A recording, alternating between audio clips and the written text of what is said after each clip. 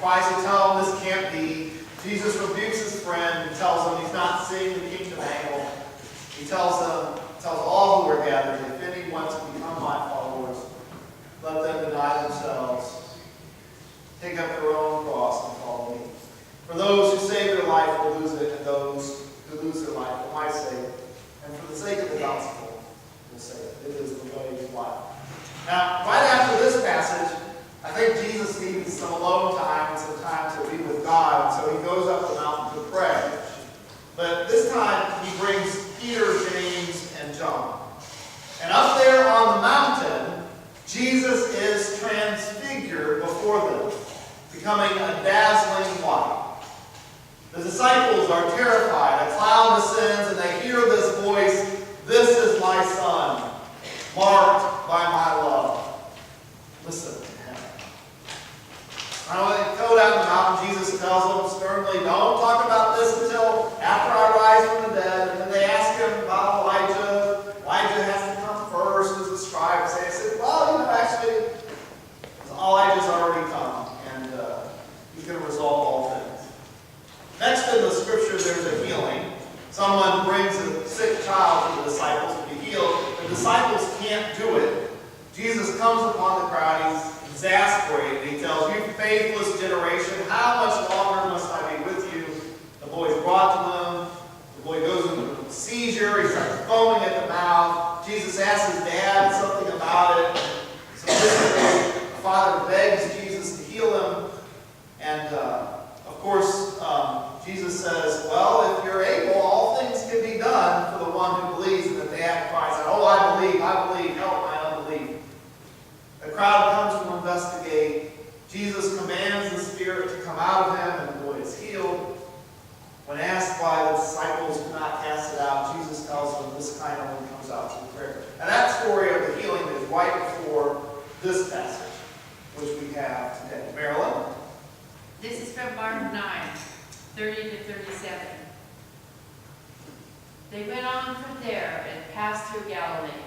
He did not want anyone to know it, for he was teaching his disciples, saying to them, "The Son of Man is to be betrayed into human hands, and they will kill him, and in 3 days after being killed, he will rise again." But they did not understand what he was saying, and were afraid to ask him. Then they came to Capernaum, and when he was in the house, he asked them, "What were you arguing about on the way?" But they were silent, for on the way they had argued with one another who was the greatest. He sat down, called the 12, and said to them, "Whoever wants to be first must be last of all and servant of all." Then he took a little child and put it among them, and taking it in his arms, he said to them, "Whoever welcomes one such child in my name welcomes me, and whoever welcomes me welcomes not me, but the one who sent me." This is the word of God. God is still speaking. Thanks be to God. Oh God, it's natural to want to be first, to be the best at something, perhaps to even have a position of power or authority. But that's not the way you lead.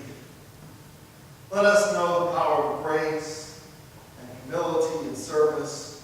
Show us that you put your power with the weak and the powerless. Bless the speaking, the hearing, and the living of your holy word. Amen. It says in ancient times, one day a king had a boulder placed on the roadway, and then he hid himself and watched to see if anyone would remove the huge rock. Some of the king's wealthiest merchants and courtiers came by. They simply walked around it. Many loudly blamed the king for not keeping the roads clear, but none did anything about getting the stone out of the way. Then a peasant came along carrying a load of vegetables. Upon approaching the boulder, the peasant laid down his burden. He tried to move the stone to the side of the road. It was difficult at first, but he kept at it, and after pushing and straining, he the peasant picked up his load of vegetables, he looked on the ground and he noticed that there was a purse lying right where the boulder had been. He opened it up, and there were many gold coins and a note written from the king himself, telling him that the gold was for the person who removed the boulder from the roadway. Who wants to be first? I mean, who wants to be the greatest? Just last week, we hear that what's to happen to Jesus, that he will be betrayed and killed, and on the third day rise again. Jesus hits us hard with powerful words. There's talk of crosses and sacrifice and total surrender, losing your life so you can find it, for it's the only way to save it. Find the kingdom life. Here we've jumped ahead about a passage, and Jesus tells us the second time now that the Son of Man will be betrayed. He will be killed, and after 3 days rise again. The disciples, they don't understand. They're afraid to ask, what does it mean to be first in the kingdom of God? And then they go about arguing what it is to be the greatest. I think many of us at some point in our lives all want to be first, to be the best at what you do. I mean, what's so wrong about that? To be successful, or perhaps be the greatest of all. We're taught that there's no prize for second place. Even the disciples wondered about being the greatest. Who would sit at Jesus' right hand? Who would be Christ's most important follower? And yet what we see is a Christ who turns everything upside down. For what God desires is not someone who's going to be first, but committed, faithful people who know that it is their calling to serve. To serve not just God, but to serve each other, to stoop down, sometimes under great strain and toil, to move the boulders away from people's lives, to help and be kind to people, and to let everyone know that there's a God who loves them, who wants to be first. And you have to love the disciples because they always misunderstand.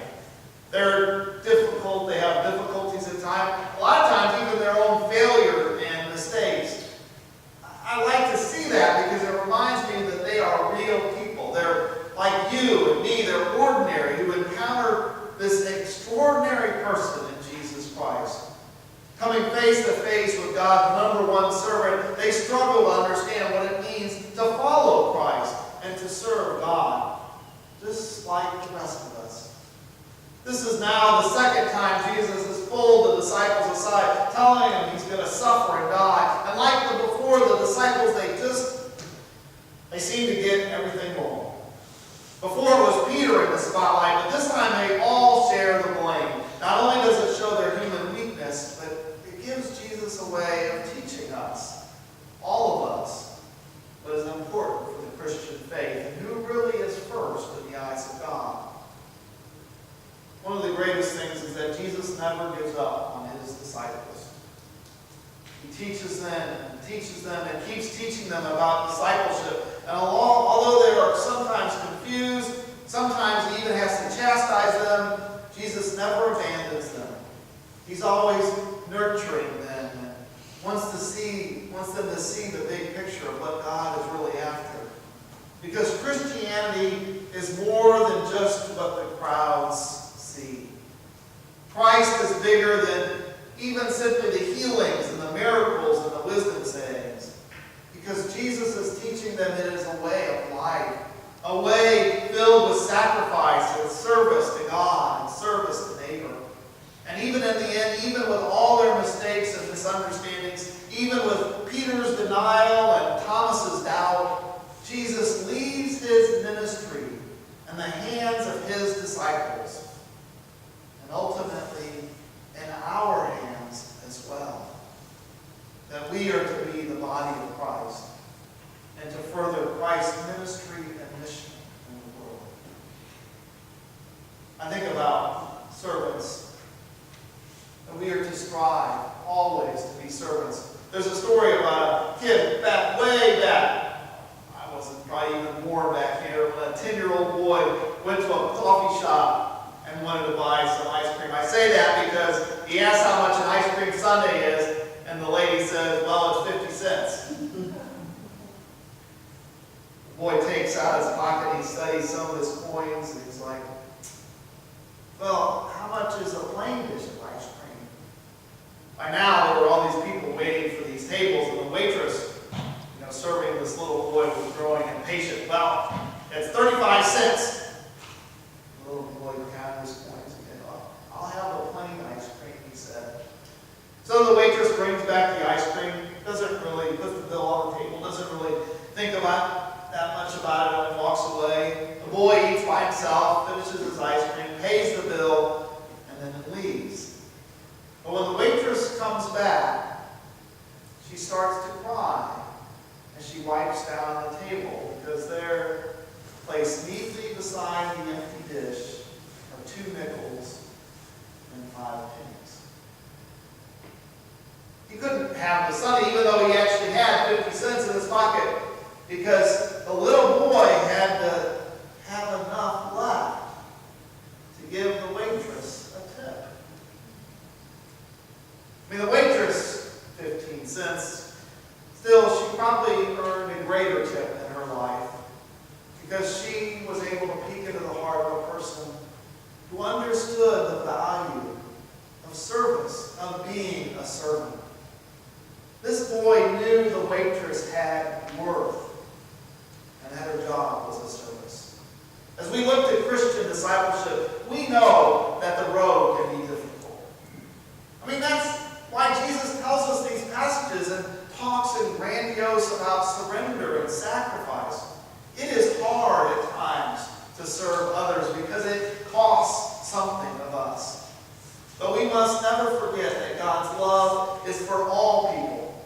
And more times than not, we understand that love, a lot of times just for ourselves, the time that God reaches out to us and gives us strength and helps us. But God's love is for all people. And it is often demonstrated in our own service to our neighbor and to how we treat one another.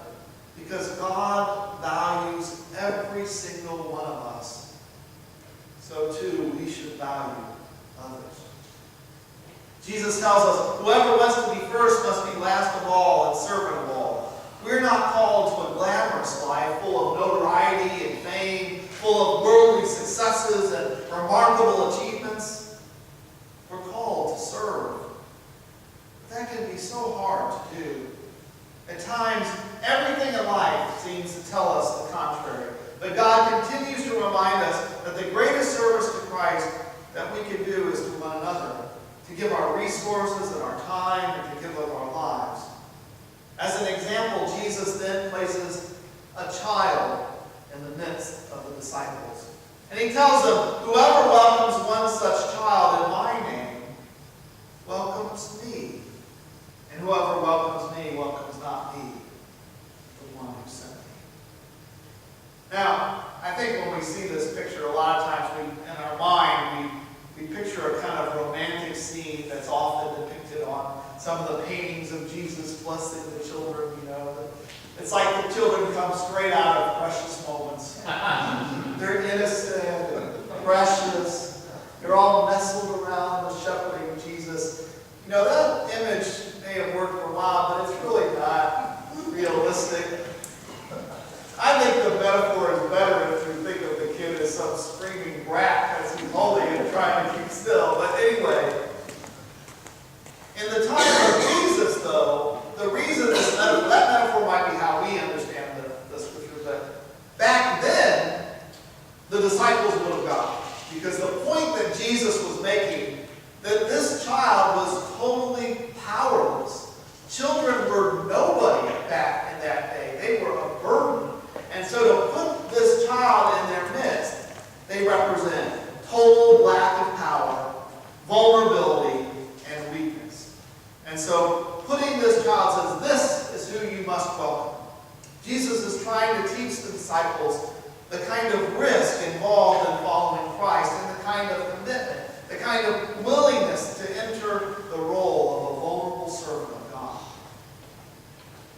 I book Amazing Grace by Jonathan Kozel. He talks about lives of people, mostly children, living in Mott Haven in the South Bronx in the early 90s.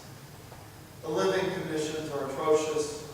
Death is an everyday reality, not just from drugs and violence, but from living in a world where nobody cares about them. Children even die just from accidentally falling off the dilapidated buildings. As Kozel points out, though, he's always amazed at how some of the children are able to keep their hopes up, their spirits. I mean, we all know the injustice of the situation, but before their depressing neighborhood has driven all hope and meaning from their lives, some children are able to live with a kind of zest and hope that can only be given by God. In one instance, Kozel talks about the faith of Cliff, a 7-year-old boy that he had met. The kid told him about an encounter he had with a homeless man. His mom had sent him out to get pizza. Get 3 slices, one for mom, one for dad, and one for Cliff. But on the way, Cliff encountered this man. He was so cold he couldn't even speak, but he kind of motioned towards the pizza. So the kid gave him some. And Kozel asked him, knowing that he was poor and that this was probably only the money that his parents had for this special treat for half pizza. Well, were they mad? And the kid just looked at him like he was nuts. Totally surprised. Well, why would they be mad? God told us, share. I mean, who wants to be first? First, in the eyes of God, means to take on the role of servant, to put others before you, even when it costs something, especially when it costs you something. And to be first in the eyes of God means that you must identify with the children. That means identifying with the most powerless and the most vulnerable. And to be willing to see those people on the outskirts, that they are privileged and worthy of love and dignity. There's no greater blessing than to serve, my